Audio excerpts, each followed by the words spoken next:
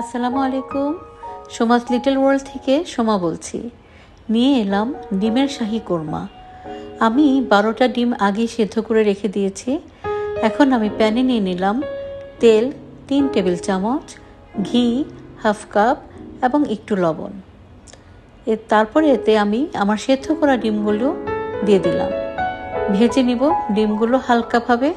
আমার ডিমটা যখন হালকা ভাজা হয়ে যাবে সে সময় আমি ডিমগুলো তুলে ফেলব। এখন আমি সেম তেল এবং ঘিতেই পেঁয়াজ বাটা দিয়ে দিব, 2টা দারচিনি, 2টা তেজপাতা এবং 4টা এলাচ দিয়ে দিচ্ছি। পেঁয়াজ বাটা প্রায় 1 কাপ। ভালো করে নেড়ে চেড়ে নিব। এখন এতে আমি দিয়ে দিব আদা রসুনের পেস্ট। আমি এখানে প্রায় 1 টেবিল চামচ আদা এবং 1 টেবিল চামচ রসুন দিয়েছি। আবারও নেড়ে দিলাম। ভালো করে নাড়তে হবে যেন মশলার গন্ধ আস্তে আস্তে চলে যায়। এখন আমি এতে দিয়ে দিব টক দই। আমি এখানে টক দই দিয়েছি প্রায় 1 কাপের মতো। দিয়ে আবারও নেড়ে দিব। ভালো করে মিশিয়ে নিব আমি আমার মশলার সাথে। যখন ভালো করে মেশানো হয়ে যাবে দিয়ে দিব আমি এতে বাদাম বাটা। আমি এখানে প্রায় 1 টেবিল চামচ বাদাম বাটা দিয়েছি। আমি পেস্তা বাদাম আর কাজু বাদাম দুটো একসাথে মিশিয়ে ভিজিয়ে বেটে নিয়েছি। ভালো করে মিশিয়ে নিলাম আবার। এই পর্যায়ে এখন আমি এতে দিয়ে দিব একটু কেওড়ার জল।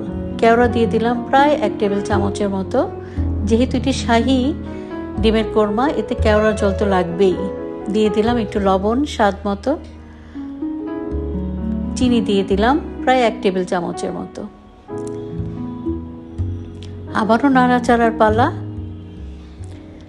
নাড়তে নাড়তে আমার তেল যখন মশলার উপরে উঠে আসবে এই পর্যায়ে আমি এখন এতে দিয়ে দিব একটু পানি।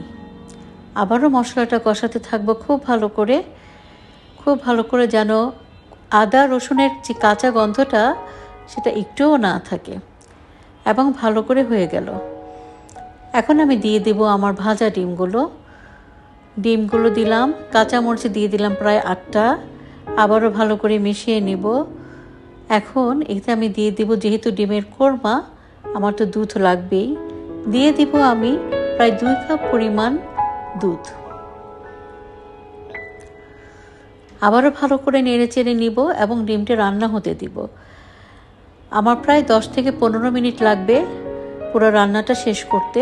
ডিমটা যখন দেখব দুধে বলক উঠে এসেছে আর তারপর আবার আরও 10 মিনিট আমি রেখে দিব।